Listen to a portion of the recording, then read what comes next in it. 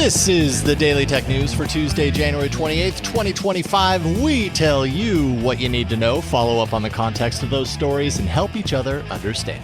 Today, Andrew Mayne tells us whether DeepSeek is worth all the hype, and an email about why humanoid robots are worth the effort. I'm Jason Howell. I'm Tom Merritt.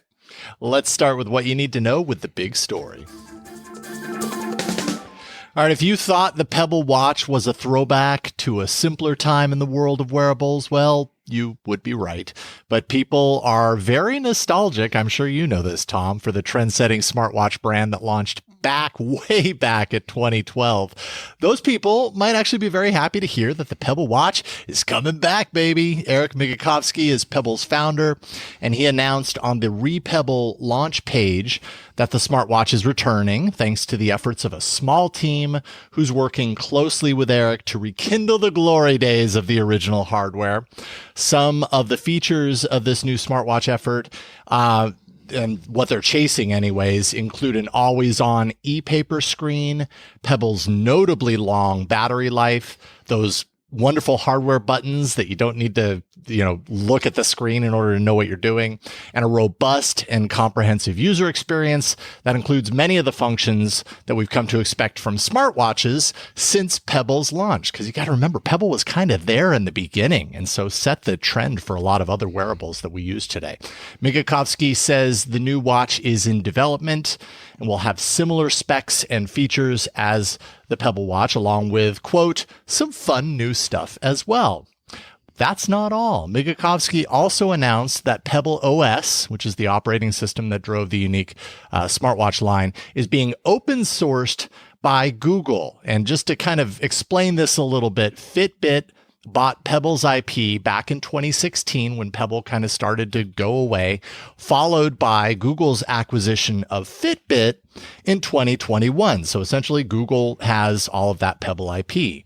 Migalkowski says he was able to convince, quote, friends at Google to make the open source transition of Pebble OS a reality. And this also means that anyone who wants to create their own Pebble-like watch running the open source OS is free to do so. So that's kind of neat. Or any type of hardware, really, that's running the OS. This punctuates another key component of the news that Migalkowski pointed out, that the new OS is, quote, hackable, meaning custom watch faces can be expected. Migalkowski says that an open source Pebble compatible app called Cobble is already running on Android, coming soon to iOS. Existing Pebble apps and watch faces will also be compatible with the new offering. There is no timeline, though, set for the new hardware currently. Tom, so what do you think? Did you have the Pebble watch way back in the day? I never had one. No, I never had one. My friend Brian Brushwood is still an enthusiast. He held on to his Pebble until the very end. So there's so many interesting things about this. It is interesting to see Migalkowski go off beeper to this because it's kind of a fight with Apple in both cases, right? Beeper clearly was a fight with Apple in trying to include iMessage compatibility.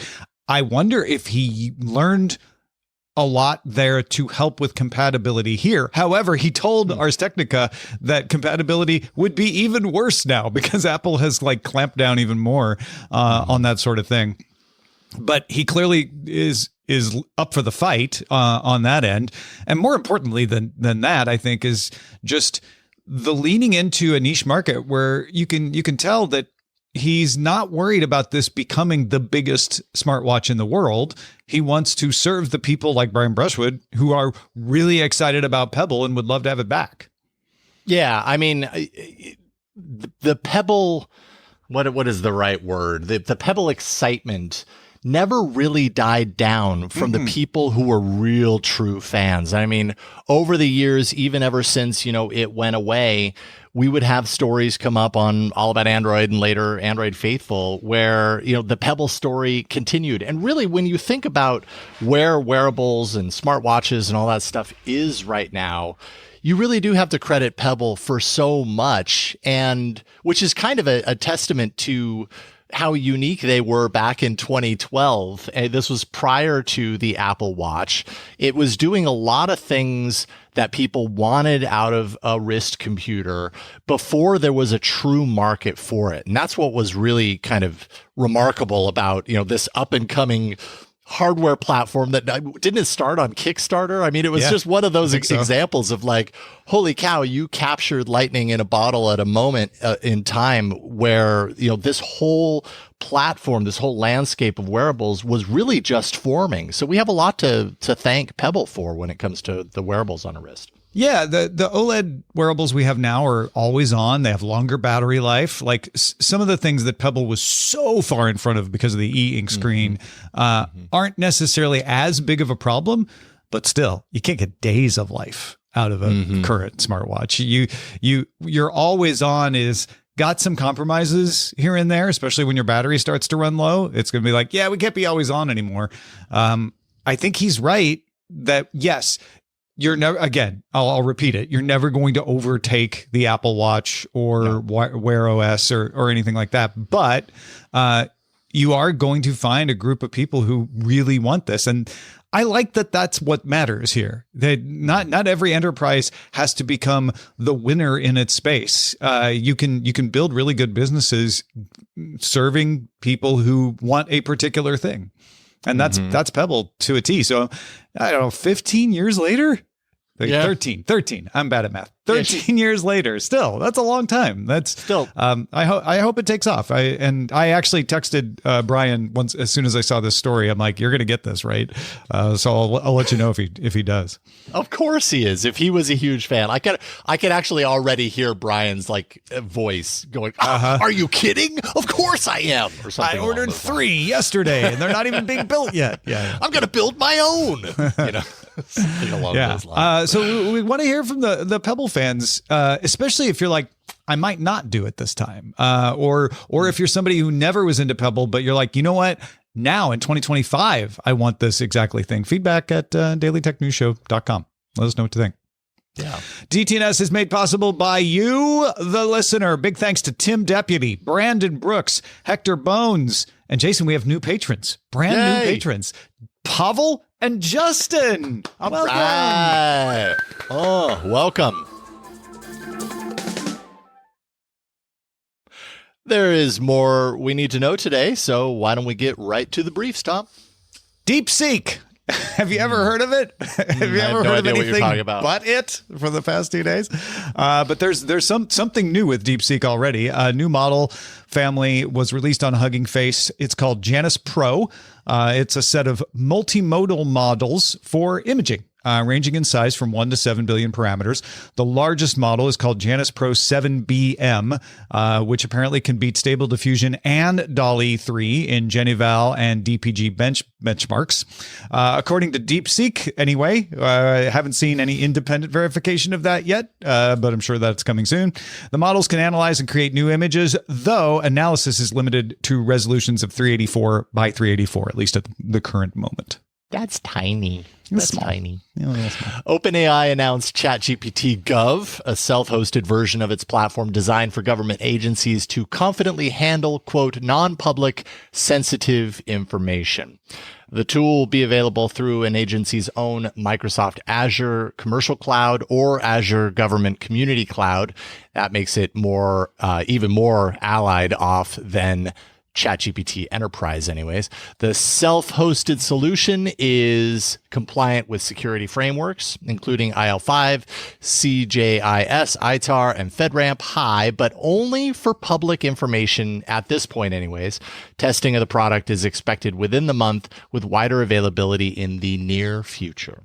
Yeah, this is why you cozy up to a new president so that you can sell them a new product. Yeah. But ChatGPT Enterprise is very secure. It gives a lot of control to the enterprise. This gives all the control to the enterprise. This has got to be solid.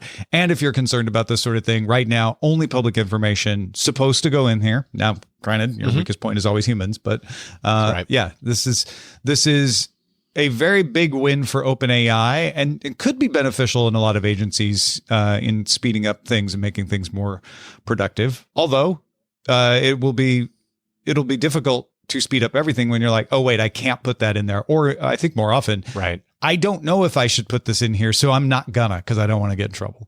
Yeah, you got to have certainty around that. And OpenAI is in deep trouble because of DeepSeek. So they've got to carve out new pathways. For They're almost dead, as we'll hear later.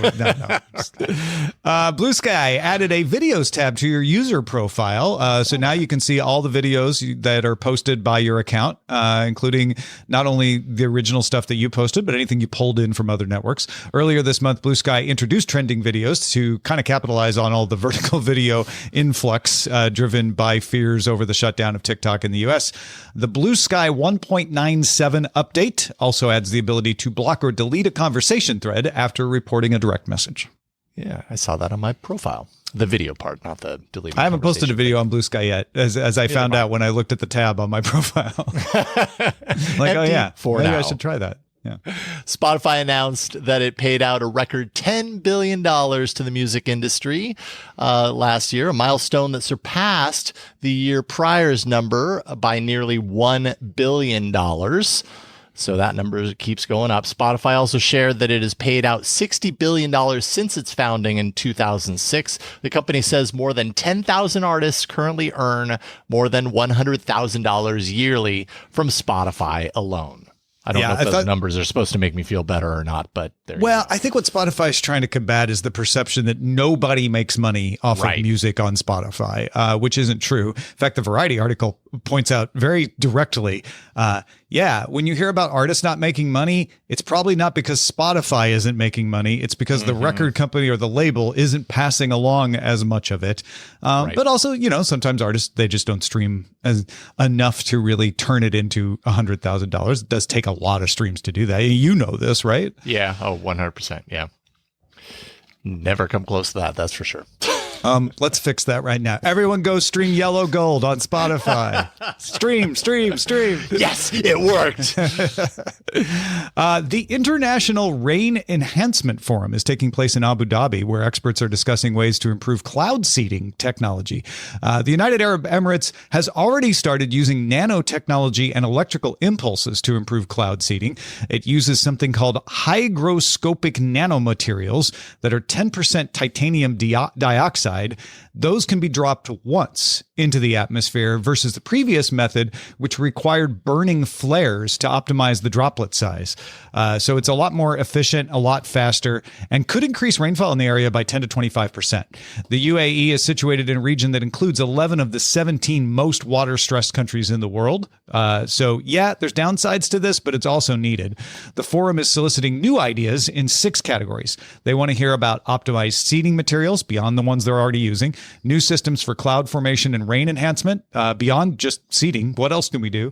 Unmanned autonomous systems, local climate interventions, and advanced models, software, and data analysis, which I think is mostly AI stuff.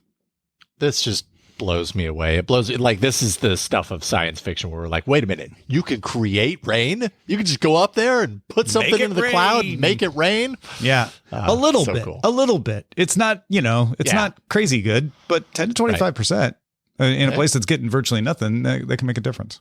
Absolutely. Google announced its plans to change the Gulf of Mexico to Gulf of America and Denali to Mount McKinley in Google Maps after an executive order issued by the U.S. president to change the name on federal maps and within federal communications.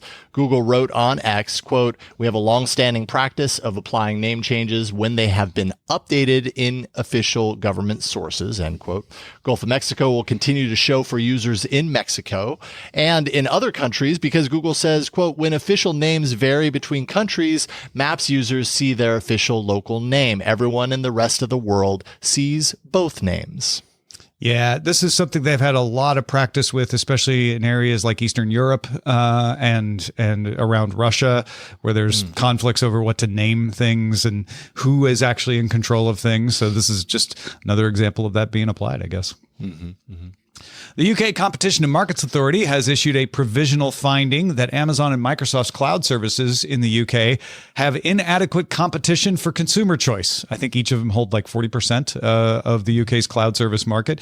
The investigation began in October 2023. It highlights the difficulty customers face in switching between providers, as well as the limited choice. The CMA will take comments and publish a final version of the report August 4th. So this is saying, we think we found you in violation. You've got until August 4th to explain why we're wrong. And rarely does it happen, but it has happened where they don't put out the final version with the same conclusion. Interesting. We'll have to wait and see. And finally, I love a good rumor on a Tuesday morning. Rumors are swirling that Apple is on the cusp of releasing a long-awaited iPhone SE update. Majin Buu posted images on X that are supposedly the iPhone SE 4. They show a single rear-facing camera, a USB-C charging port, and a small front-facing camera. The video also seems to confirm the removal of the home button, so that would imply, probably Face ID for security, and a new edge-to-edge display. How will we ever know? I don't know. What are we thinking? March announcement? Yeah, I'm not as clear or as knowledgeable on Apple's kind of release cadence. The cadence has been March. They could switch it up and go February though. It's a dynamic world. Those are the essentials for today, folks. We're going to dive a little deeper into an ongoing story, and there's only one to follow up on. I bet you can't guess what it is. Yeah. It starts with D, ends with K, and has EEPSI in the middle. With the popularity of the super efficient DeepSeek skyrocketing over the weekend. I think if you go to TechMeme, it's not even 100% DeepSeek. It's like 220% DeepSeek. A lot of folks bigger. Yes, exactly. A lot of folks thought this might spell doom for the need for NVIDIA chips. We actually found someone who can explain why that might not be so. Here's you, Tom, talking with Andrew Mayne. I'm talking with Andrew Mayne, co-founder of Interdimensional. And were you the original prompt engineer at OpenAI? Is that fair? We never had an official title, prompt engineer at OpenAI, but I was probably the first person hired because of that. Okay. Yeah, and not like it was necessarily super competitive. I'm like, I'll work on this. Like, okay, cool. Sure. So I found out about DeepSeek a couple of weeks ago when you mentioned it on the attention mechanism. It's not new. It's not overnight. But tell us what it is and why you think it suddenly got all this attention. So you have DeepSeek, which is the Chinese lab, the company that built the DeepSeek models, which you've heard about, and they've got a couple models. So over a month ago, they released V3, which was their new model, which competed with the GPT-4. And it was worth of attention because they came up with some very, very good optimization strategies. I mean, very clever. And anything I say after this, I don't want to sound like I'm downplaying what they've done, because they did some amazing optimization things. We're able to figure out how to train it on, using restricted compute, et cetera. I also pointed out that if you ask the model what model you are a couple times, it would say GPT-4. If you ask it for its API, it would spit out the GPT-4 API. And there is a habit among some companies to bootstrap their training data by basically taking a ton of outputs from other models, which arguably takes compute and should be accounted for. But it strongly looked like, hey, they did some very, very clever strategies to make this. And now they've created the V3 model. Then they just released the R1 model last week, which is their version of O1. And it's a reasoning model. It takes time to think about things. And by all accounts, R1 is a great model. I've seen people having wonderful results, whatever. And it's a fraction of the cost to use than OpenAI's O1. Although we don't know the real cost of OpenAI's O1 because OpenAI determines that.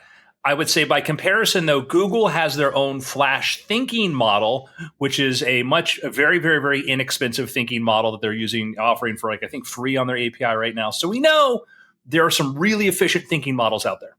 And this is what's called chain of thought, right? Where they sort of iterate on the answer before they give a final answer. You give it a question, it breaks it down. It says, okay, I've got to think about this. And it might be, if you give it a problem like, write a paragraph about memory without using the letter E, it'll write something, go, oh, whoop. back and try it again. And R1 will fail at that, in my experience, but it will try to solve it, and you can see that process that works. Okay, so chain of thought isn't new, but they are one of the, I guess fewer people doing it than the LLMs. Yeah, it's a chain of thoughts. The O1 paper was published a few months ago, and so you have other people who are doing, chain of thought like things.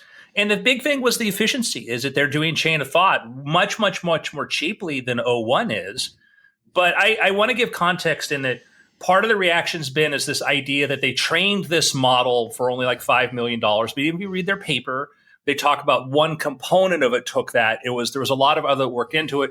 And also, if you're training on top of, even Hugging Face, which is trying to recreate this right now, is going to use a V3 model to output a bunch of data to then train on top of, which is kind of going the question of like, well, where does that data come from originally? Mm-hmm, mm-hmm.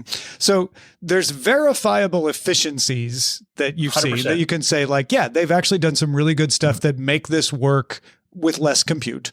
On the end, we can see there's their claim that they were able to train it more efficiently. That we can't really verify. We just have to take their word for it that like they weren't using H100s or other types of chip. Yeah, there's been some people questioning that they're using secret data stuff. Uh-huh. And it's a Chinese company, possible, but I'm going to accept them that they're being sincere, because on the training part, Hugging Face is trying to recreate this right now, and we'll find out pretty quickly.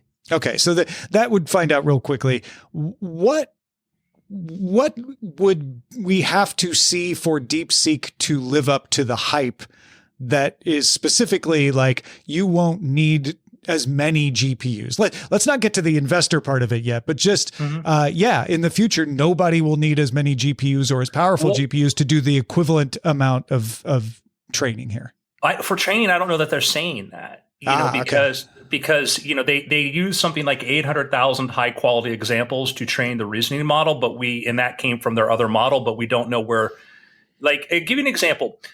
OpenAI has GPT-4o, and they have GPT-4o Mini. GPT-4o Mini is what you basically what you consider a distilled model. You take GPT-4o, and then you have it output millions of higher quality stuff. Instead of just random internet text, it's questions and answers. How do I calculate this? What's the answer to that? So instead of it, if you want to learn a language, there's two ways to do it. I could give you 100 books in Japanese and 100 books in English. They're the same book, and you could take time to figure out how to translate.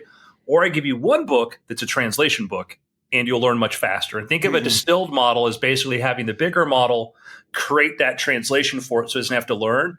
And so you still need that bigger model and that data originally to come from. Got it. So is everyone going crazy by saying, oh, NVIDIA is not going to be as valuable now because of this? It's literally like somebody came up with a more efficient light bulb in 1899 and we're like, we don't need electricity providers anymore. I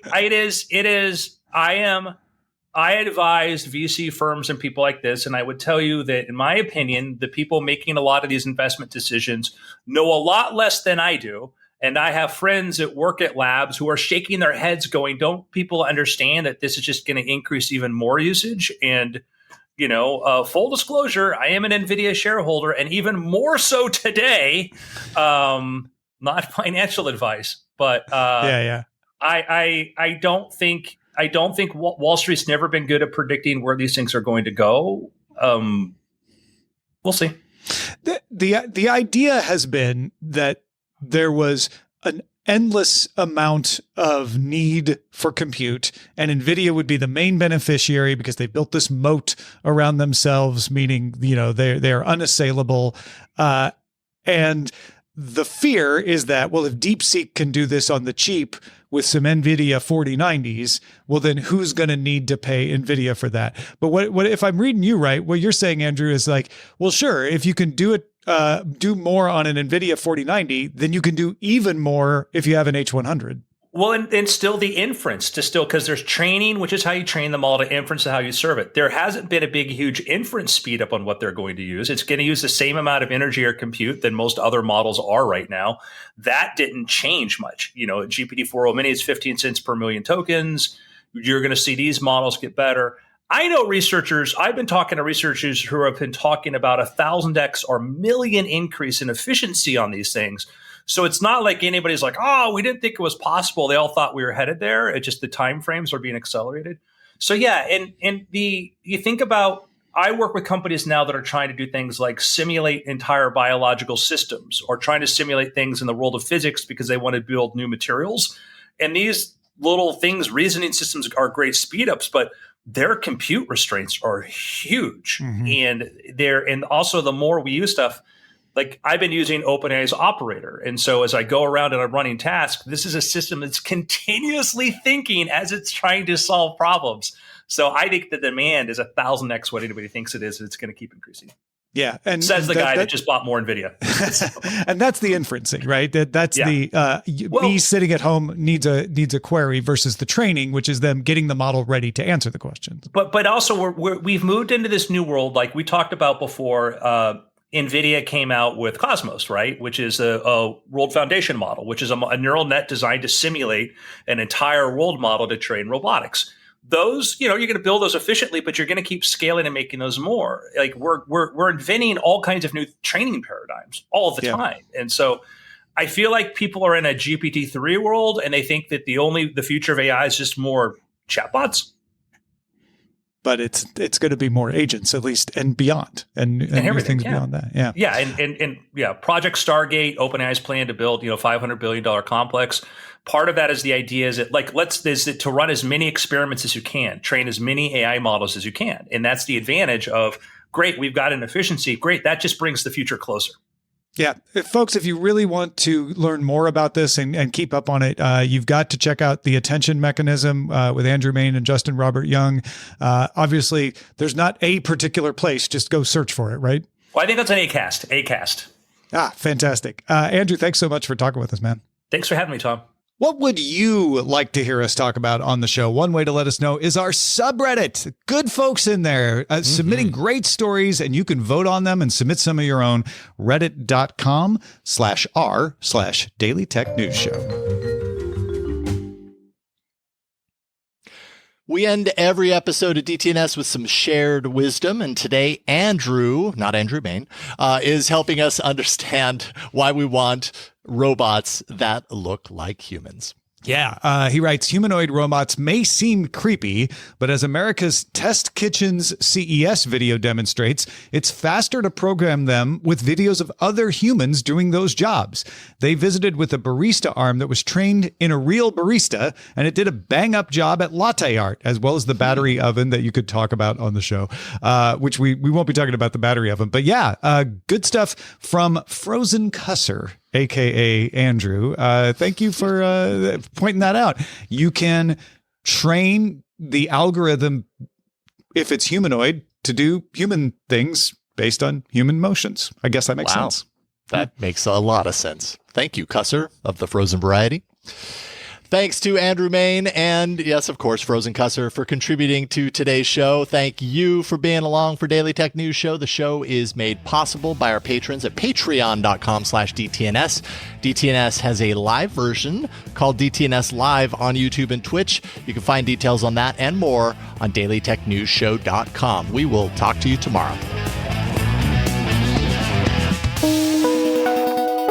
The DTNS family of podcasts, helping each other understand. Diamond Club hopes you have enjoyed this program.